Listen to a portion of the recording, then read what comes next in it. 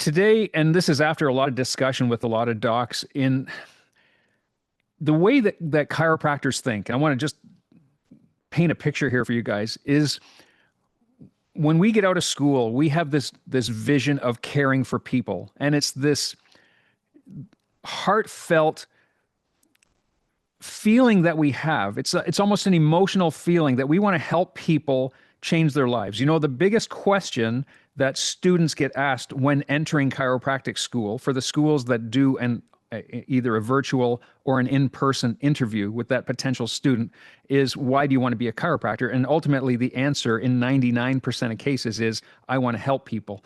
You know, and we get out of school, we say, well, I want to help people. But what happens is that when we have a heart of serving and helping people, often that mindset displaces our business mindset.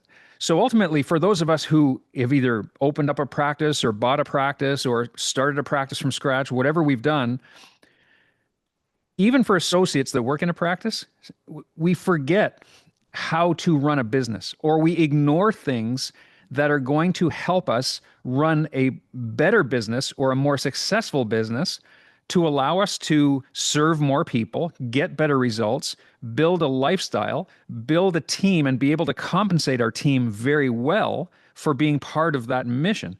So we're going to talk about just ideas today on how to make your business better. And I just want to clarify, I come from a very principled perspective. I have a foundational philosophy that chiropractic is based on the fact that our body is designed to heal. We have this God-given healing intelligence, this innate intelligence within us that runs through our nervous system, and interference in that ability to heal is the main problem of all of our health concerns, all of our full expression of life from the womb to the tomb. And so I believe that everybody deserves the opportunity to understand that principle and the privilege of getting chiropractic care. However, in business, if I can help my business be better by adding these extra streams of income, that's only helpful for a lot of different things. And we're going to talk about philosophically how that fits, but also practically how we can fit that in as well. So I want to go through this, and I've made a little PowerPoint here. And I know Brian and we've talked about this, and he's going to help out on a few of these items. And I think this is going to be very eye-opening for you guys to help you to be able to put certain things into your practice that are going to be helpful to get patients better results and to help your office be more profitable and be very sustainable for your team so that your team can drive them. So it doesn't mean more time for you. We want to try to create income streams that remove you from the equation and allow your office to make money. Therefore, it is then a business where you're not the one driving it. You haven't created just a high-paying job for yourself. You're actually creating income streams that are generating themselves without you being involved in them. So that's what we're going to talk about this morning. So I hope this is going to be very helpful for you. All right. So this is called, here we go, team-driven income streams for chiropractors. So the first thing is that obviously, you know, coming from this model, we do a corrective care model. If you're not actively including home care equipment in your care plans, that is a problem. So if you're really trying to focus on some level of corrective care, some level of subluxation correction, but you haven't engaged the patient with their own responsibility, and this is the biggest thing with home care equipment, from the mentality of allowing the person to be responsible for their own correction, it doesn't rely on the chiropractor. So it becomes then a team effort. So they're not blaming you or they're not giving you the credit for getting them better. It becomes then a partnership. So including home care equipment is really, really important. So whether you include a complete home care kit to help with spinal correction, and here's the big thing, it increases the compliance. Because if they're coming to see you 3 days a week, 2 days a week, 1 day a week, maybe it's daily, whatever it is, whatever your care plan entails, if they're actively in the times that they don't see you doing some level of home care, not to mention in your office, the therapy that you do in your office, pre-adjustment and post-adjustment, but also at home, it engages that patient more. So it increases the compliance. And here's the thing, a lot of people have a problem adding a home care kit. A full home care kit package can be, you know, $300 or more, $300 or more. And some people have a hard time with that, selling it. But remember, it's the key is the mentality is it's not the cost of the pieces that you're selling, it's the outcome. So you're selling a better outcome to patients. And the way to implement that in the care plan, and I know Brian's going to talk about this, either it's a one-time payment at the beginning or you spread it out over time. But this is absolutely necessary to really get good patient results and retention as well. Brian, you want to talk more about that and how you fit that into the office? Yeah, so there's two levels to it, and I'll kind of take you through my evolution in it as well. Where it was just, well, years ago we started off with the old CBP wedge, but I would say don't go back and do that stuff. Start with like if you haven't done anything, I'd start with the level one home care kit. That's where we started. And then I moved into the more advanced stuff with the biplates. I'll describe both of those, how we do it, how it works well for patients, and how it builds retention and as well income as well. So two pieces. If you haven't done anything, at least add the home care kit and it just becomes part of the care plan. So real simple with that. The great news is like it is so easy to um get this into patients' hands now. So with that, I shared, and I believe it's on our DC2 page now as well, but it's like the cheat sheet from Dr. Tony. It's a little spreadsheet. So, based on your x-ray finding, these are the exercises they should do. And then, Stephen, what's the website for the home care sheet? It's mlexercises.com. I'm a really good lip reader. Um, thank you. That I'm was bad with amazing. that. I forgot Yeah. to hit on mute. Like my team does all of this, but I prescribe, they have it, and then what happens then is the patient gets that email to them. It's got a QR code, so it goes right to the video. It's real simple. So the step on this is you go through their exams, they have their X-rays, you know what home care has to come, and then it's just part of the care plan. Inside a care plan, we sell it for $300. Outside of a care plan, it's $450. So it's there's probably not a ton of profit in like inside the care plan, but if they're going to buy it outside of that, but these are things again, patients want a home-based program. They want something to do, and this is something we know that will give you at least 50% better results because they're doing something to rehabilitate ligaments and tissues around the adjustments, which helps them hold the adjustment longer, better, faster, more resilient change.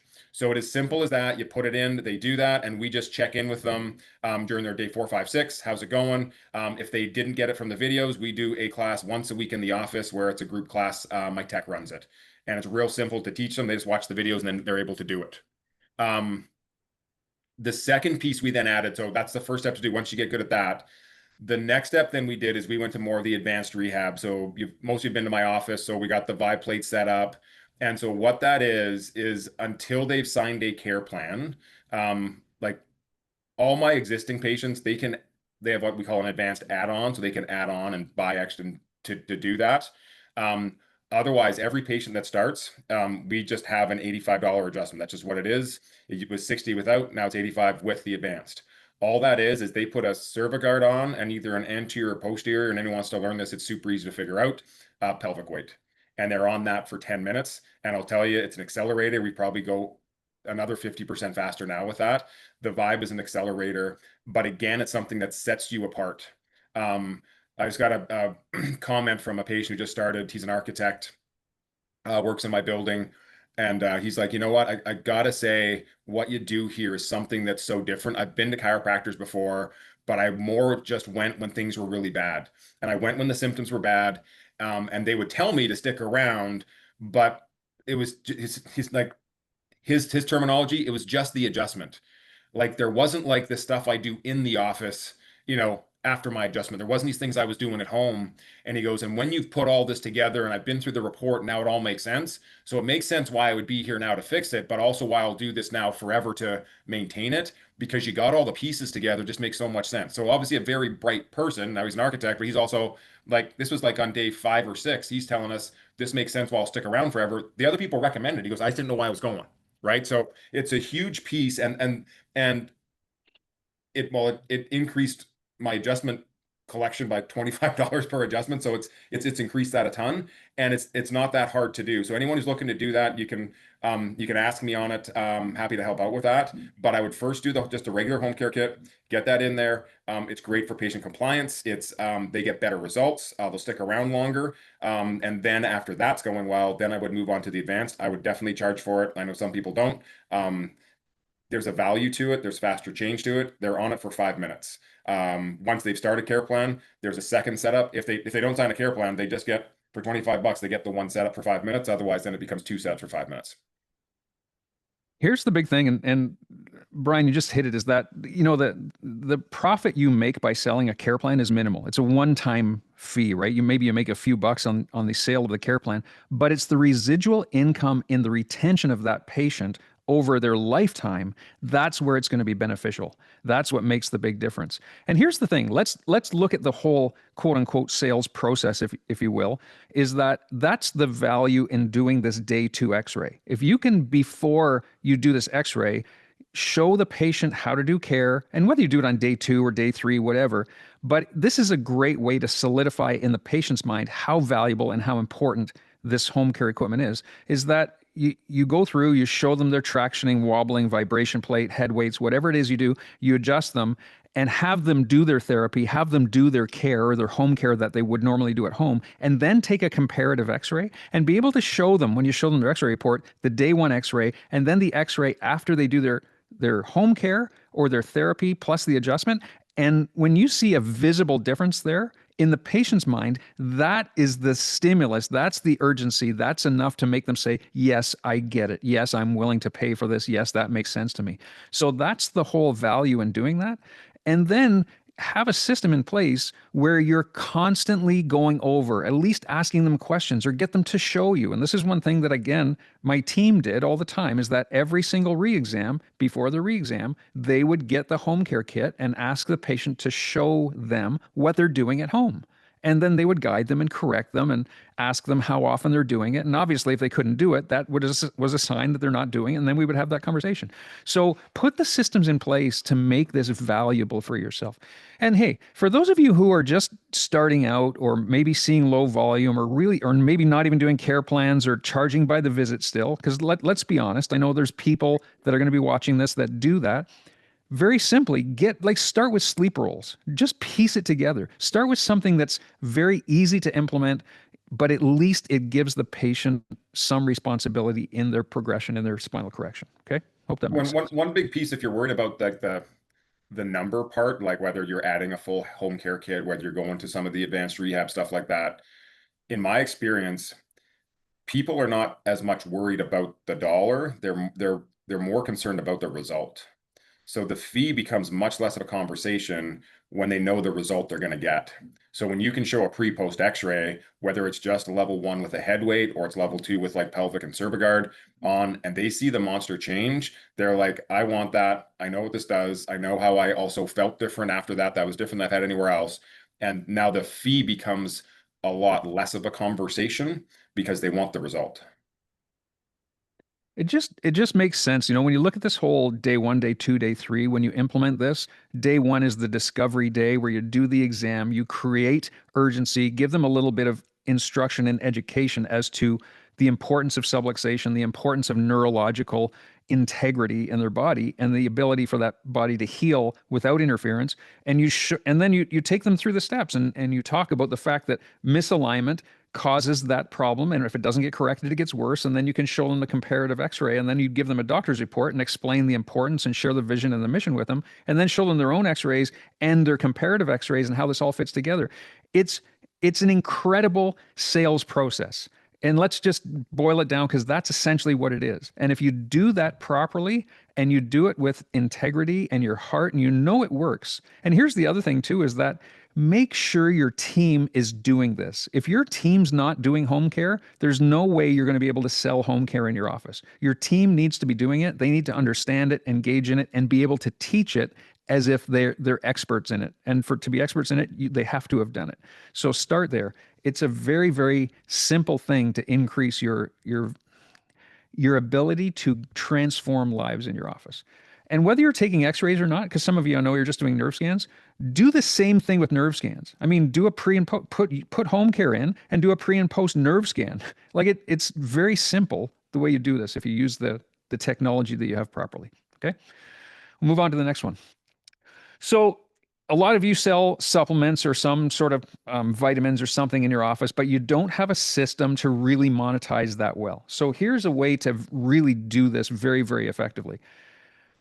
One thing that we did in the office, and it was like clockwork, it was the third Thursday of every month, is we had a nutrition talk. And the nutrition talk was the portal of entry. And we always had a catchy title. It would be weight loss resistance. It would be slim down for summer. It would be your hormones are holding you back, or whatever it is, or do you have thyroid problems?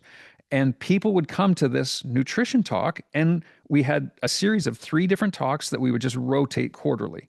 And so it was the same talk. So it wasn't recreating the wheel. I would do the talk, and then at the end of the talk, that would offer them into this weight loss program. And this was completely staff run. So typically, if they said yes, they wanted into this weight loss program, the staff would bring them down. They set up an appointment. It would be a separate appointment from their chiropractic care, and they would do a weigh-in. We had a Tanita scale. They would measure body fat, do a scan. They would actually take measurements, so chest, waist, hips measurements. They would do blood pressure and heart rate, and then they would give them a meal plan and set up these accountability calls. And the program went over a period of about 12 weeks, and they would have monthly check-ins to see how they were doing. And we were charging anywhere between $800 and $1,500 to do that. But part of that plan, they would do a very detailed questionnaire on just conditions they've had in the past, medications they were taking. And what I would do is I would get that questionnaire, and I would basically either confirm or edit their nutrition plan. And then I would give them a recommended supplement plan. And I would meet with them after their initial exam, like their initial nutrition exam. And I would say, this is what we found. And then what I would do is I would give them a recommendation of supplements. And this happened at or around the first re-exam. It was usually a separate visit right around the 12th visit of our office. So every new patient had the opportunity to go through this body fat scan. And we also offered it as an offer for the nutrition talks. And then what would happen is that, so we had a series of nutritional products in the office, and then I would give them a recommendation on certain supplement protocols, and then they would buy the supplement protocols. And I would basically say, okay, these are the supplement protocols we're going to do. You're going to do your nutrition plan for the 12 weeks and get checked in. We're going to do these supplement protocols over the next 3 to 6 months, and it would just be on an auto ship. So every month they would have, and the team would prepare it, a new package of supplements that they would purchase. If they were taking them on time, they would run out basically, because all the supplements were 30, 60, 90 capsules or whatever they were, and they would run out at the end of the month. And that would turn into probably an average of about $2,500 per patient that went through that. And we were getting great results. We were getting fantastic results. We saw people, we had all kinds of testimonials, people with serious disease issues, stuff that they'd been able to get off medications, off cholesterol drugs, off blood pressure medications. And it was really, really a helpful program, but we were able to monetize it. So that's another thing that, again, you might have a staff member who has some nutritional background or has a real passion for that. That is the person that can go ahead and just totally take over and totally run this thing. The First one, of all, any questions on that? I was just going to throw one thing if there's any questions, but the one big thing you'll notice just between what Dr. Colin walked through there and what I walked through in home care is for any of this to work, there has to be a system. It can't be haphazard where it's like sometimes you do this, you try that, it's just casual. You got to figure out like what's the system for that, and they don't have to be complicated. It's just like this leads to that, leads to this. Like it's just, but it's then anyone can follow it. That's what makes it easy to transfer to your team as well. So it doesn't have to be driven by the doc. 100%. And so here's the thing. So this is exactly the stuff we would talk about in our staff meetings, is that we had this whole system set up. So our system was every patient in or around their 12th visit. So it might be the 11th visit or the 13th visit, because the 12th visit was their chiropractic re-exam, but they would also have their nutritional consult or weigh-in basically at that point. And that was the entry to this whole nutritional program. And so if they were, overweight or they noticed their body fat was high, then the staff were very well trained. I mean, we talk about, okay, what happens if you see a woman with 36% body fat? What do you say? And we would have this conversation and talk about how that's affecting their hormones. And they would ask specific questions. Right? Do you find you're fatigued through the day? Do you find that you're not sleeping well at night? Do you find that your menstrual cycles are very irregular? And they would get a yes, yes, yes of these questions. Okay, this is a great time for you to go through this nutritional program. Here's the package. And ultimately, the majority of people would sign up for that. And that was another source of income. It was a really, really useful system. And I know the office now, that even though I sold the office, they still, in fact, the girl who did it, Lisa was her name, she's a holistic nutritionist. She's still doing that program there. So, and it's an excellent monetization of nutrition, basically. So the next thing is I know a lot of you will sell orthotics, but again, you don't have a system to sell orthotics. So very simply, if, you know, when we sold orthotics in the office, I personally didn't have a strong belief in the orthotic process, right? I didn't have a strong, so I purposely did not put this into the system. I wanted to focus on things that I had a real strong affinity to, you know, that I would do for myself. So we, although we had availability of orthotics, we did not monetize this perhaps the way we could have, just because I didn't believe in it. But some of you do. And so, especially if you're doing corrective care, this can be a real helpful thing, especially if you see somebody with a scoliosis, pelvic unleveling, orthotics and supportive products can be very helpful in that. So the key is if you're going to implement it, have a system. So there's an initial discovery. So Foot Levelers has a gait scan. You make the patient walk over the gait scan. They have an obvious problem that's shown on the gait scan. You educate them about that problem, and that gets them into the system. And perhaps then they say, yes, I'd like to buy a pair of orthotics or a couple pairs of orthotics. This can be completely staff run.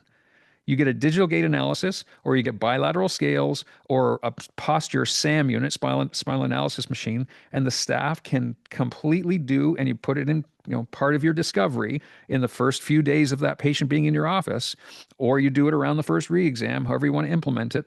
And the team would go through the system, put them on that scan, or do their posture analysis, find the problem, and then train on how they would deliver that to the patient.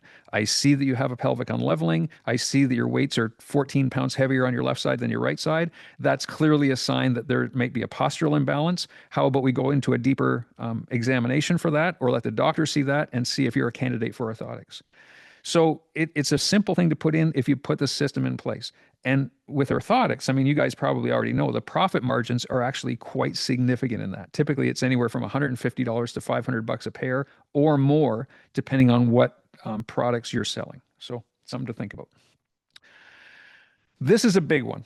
And so I want to just share this with you guys because I'm very, as I mentioned, I'm very privileged with our marketing company. I talk to docs multiple times a day. You know, we're running some advertising campaigns currently that's bringing in a lot of docs who are curious about putting marketing into their office or switching marketing companies.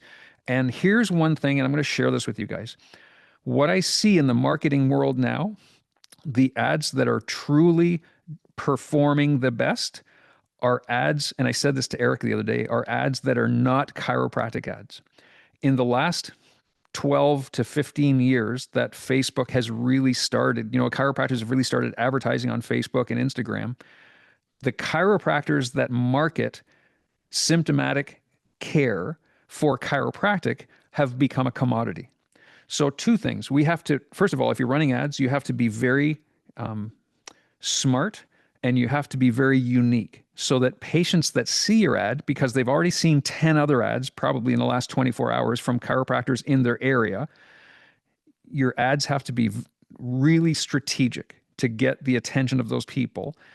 And you see this now because so many people, they respond to an ad for the lowest value offer. So we want to make sure we're delivering some level of advertising that helps them to understand that your office is unique and different.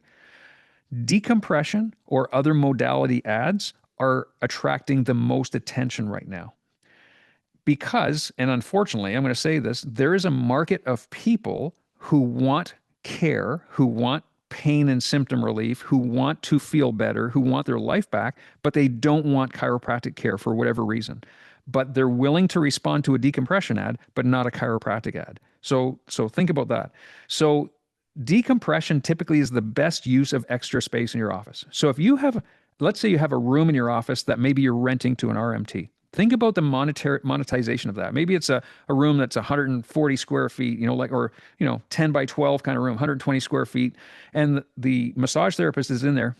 What is the maximum amount you can collect on that room? Maybe the massage therapist is paying you a flat rent. Maybe it's $1,000 a month. Maybe you're taking a commission. There's only so many people that massage therapist can see. So there's a limit on the amount of money that you can make for that square footage in your office. You know, so maybe, you know, and the most I've ever heard is people collecting maybe $1,500, maybe a couple of grand if you're really lucky, if you've got a very successful massage therapist at the most for that room. Hypothetically, you take the massage therapist out of that room and you put a decompression table in that room, you've just 10x your potential of return on that space. So this is the best use of extra space. And here's how it works. Decompression attracts cash paying patients. And it can be completely staff driven. Decompression is not a controlled act. So anybody typically could go set up an office of decompression tables and advertise decompression for patients with disc injuries or lower back pain. There's no control over this type of modality. Typically, what I've seen is 30-minute sessions go for around $200 each, or 15-minute sessions at around $120. So, and I've seen both work very, very well. In fact, I would even say the 15-minute sessions are more because you can have more people using your machine, and the monetization of that is higher. Plus, the care plan that you put together for a 15-minute session typically is less and more affordable for most people. So I've seen care plans between 8 and 20 sessions, whether they're 30 minutes or whether they're 15 minutes. And typically the actual session on the machine would be 25 minutes because there's a 5-minute buffer of getting the patient hooked up on the machine and then off the machine, or a 12-minute session for a 15-minute session. It would be 12 minutes or maybe 11 minutes on the machine. So you have time to get the patient on and off the machine. So, and here's the thing, because what happens is if you can attract people into a decompression program off the start, if you can add in a chiropractic component, or at least get them through a day 1, day 2, day 3, where you have the opportunity to educate them about spinal correction, about the proper curvatures in their spine, and then your care plan includes maybe 2 decompression sessions a week and 1 adjustment per week. By the time you get to the end of those 20 sessions, they're still on a once a week chiropractic program, and the chances of them continuing are a lot higher if you can at least include the idea of them getting adjusted, or some measurement of them getting their cervical curve corrected, their scoliosis corrected, whatever that is. The chances of them becoming lifetime wellness care patients are then a lot higher. So that's something that absolutely I would recommend. Some people don't want that, so you just have a decompression program, but for the majority of people, I would say that's a good way to implement that.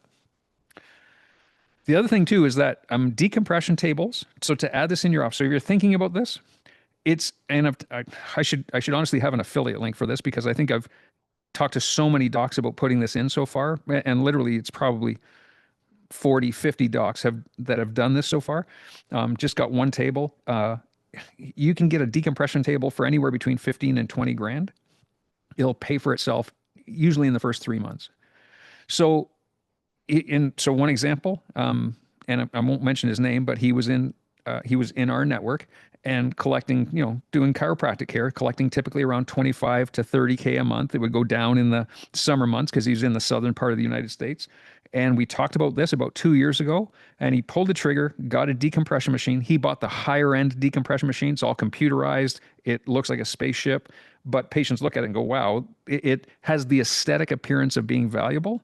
Put it into his office, and immediately the first month, $20,000 in income for his decompression. He leased the machine at $1,300 per month, and his return was 20K in the first month. He now has 2 tables, and now he collects anywhere between 100 and 120 a month. Single doc, 2 decompression tables, plus a chiropractic program, plus his wife actually does a nutritional program in their office. So very successful office financially.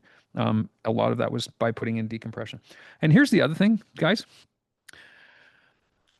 This is what I want to really impress upon you. So after being in practice for 30 years, we had a very high volume practice. I know, Eric, you've been in practice a long time, very high volume practice. You can only do that so long.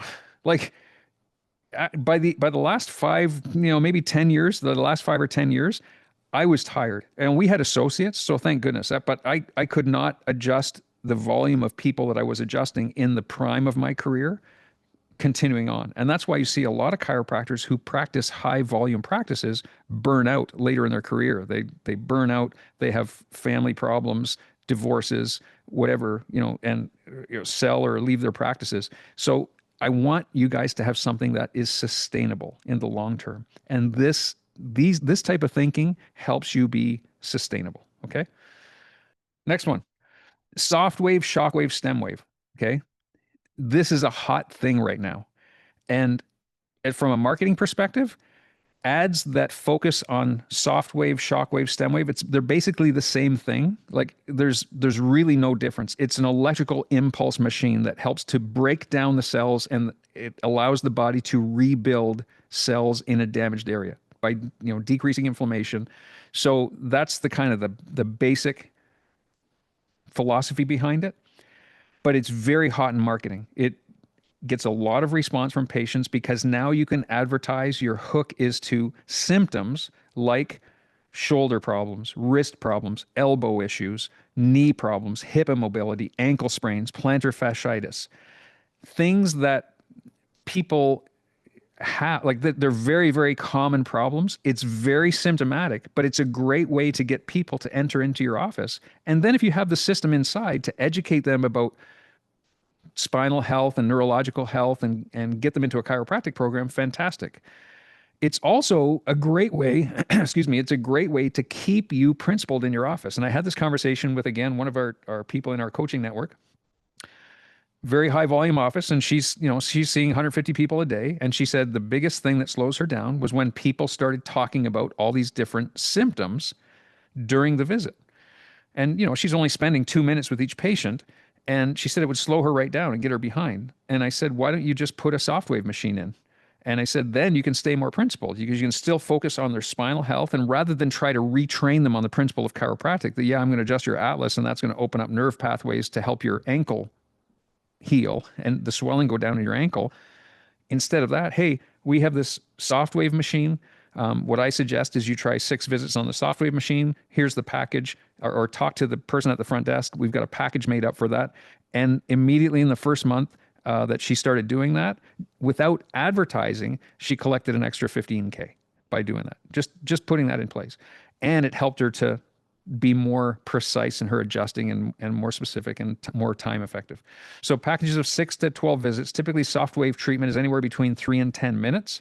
And the average cost or the average income per visit is anywhere between $75 and $250 per visit. Now, if you go to the Softwave website and look for a Softwave machine, you're probably looking around 60, 70 grand for a machine. Pretty expensive. You can get a comparable machine that is an aftermarket name for a fraction of that cost, less than 10% of that cost, less than 5K. So if you have questions about that, send me a message. I'm happy to talk to you about that or give you directions or send you links on where to look for those, because there's effective machines. We've got them in a lot of different offices. They're working fantastic. They're getting results. And in fact, I'm going to come straight out and tell you. So a doc in particular bought one of these machines, paid for it in one day, like the first day. And so everything after the first day is just all profit. So, and again, completely staff driven. It's 100% staff driven. The doctor does not have to use it. So again, you have space in your office to put this. It's a great way to monetize things. Okay. Questions? Anything on that? Hey, Colin, we've been talking about it a little bit just to jump on that bandwagon. So I sold 2 packages yesterday and I don't have the machine yet. It's like people want it so badly. And my associate's super pumped because he's like, man, people have all these like hip bursitis issues. And I'm like, it'd be so much easier to help them with that and continue to adjust them. So yeah, it's a no brainer. People want it, and get people in, convert those people to chiropractic care. That's huge too.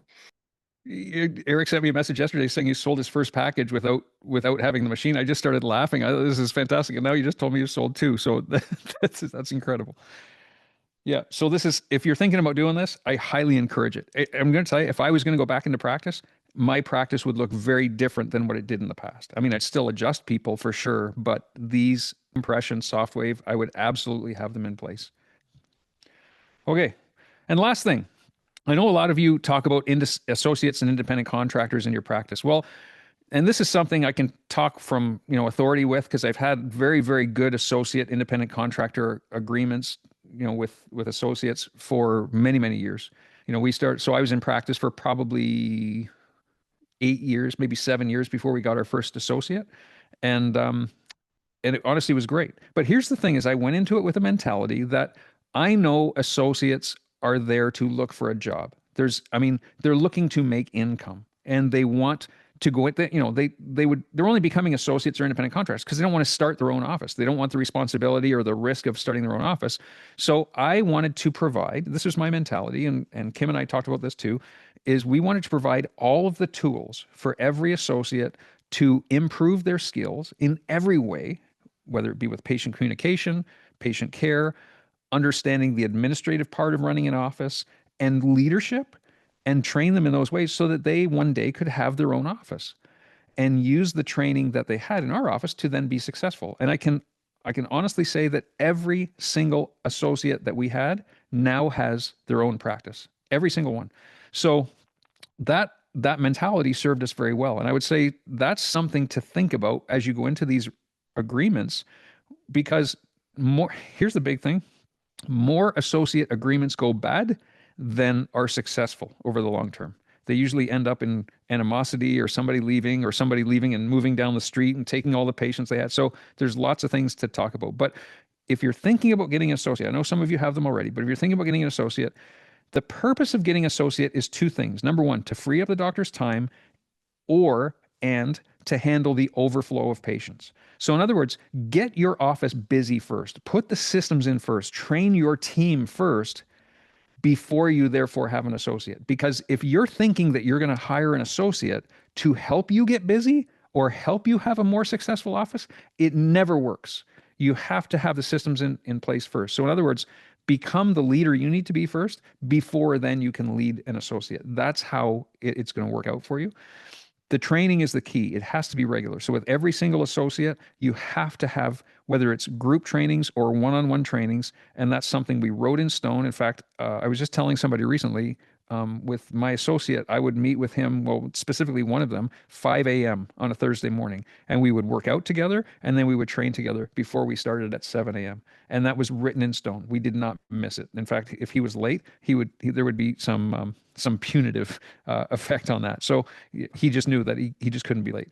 And typically the compensation for most associates is 40 to 50% of billings if the clinic is paying for the staff, paying for all of the clinic expenses, or paying for marketing, right? So typically out of the 50 to 60%, that's where all of the expenses come. So that leaves a little bit of profit left for the main doc in that associate agreement.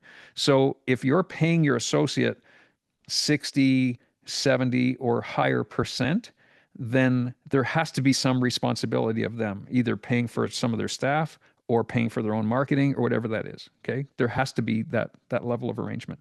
And the key is incentivize their growth. So maybe, like, I know there were associate agreements that we had in our office where they did make 60 to 70%, but they were they were themselves collecting 40 to 50K a month. So, by the time they get to that level, obviously they can keep a little bit more because the profit, the expenses kind of stay similar through that time as they grow, right? Staff costs, marketing costs, that type of thing. Okay. Well, hey, so guys, that's what I have for you today. There's a lot of other things obviously that you can do, but I'm going to say I wanted to bring those things to your attention because those are things I have direct knowledge of or experience with, and I wanted to just share that with you at this point. So, and here's the other thing, and you just actually, Justine, you just reminded me about this. So there's a clinic I'm working with right now who actually has a massage therapist using a room, and that was the only place they could put the shockwave room. So she's got her massage therapist, this massage therapist is actually an employee. So they book all the clinic books all the appointments for the massage therapist, collects all the money, and the massage therapist gets paid an hourly wage. Well, now they've trained the massage therapist on how to add shockwave, like how to use the shockwave machine, and the massage therapist is doing it, and it really has exponentially multiplied the income for that massage therapist because the monetary value of the shockwave treatments far exceed what she was making from the massage therapy treatments. Okay, gang. Well, thanks for hanging out with us today. Hey, good turnout today. I appreciate you guys being here. It's nice to have people on the call when we do these calls. So love you guys, and we will see you next week.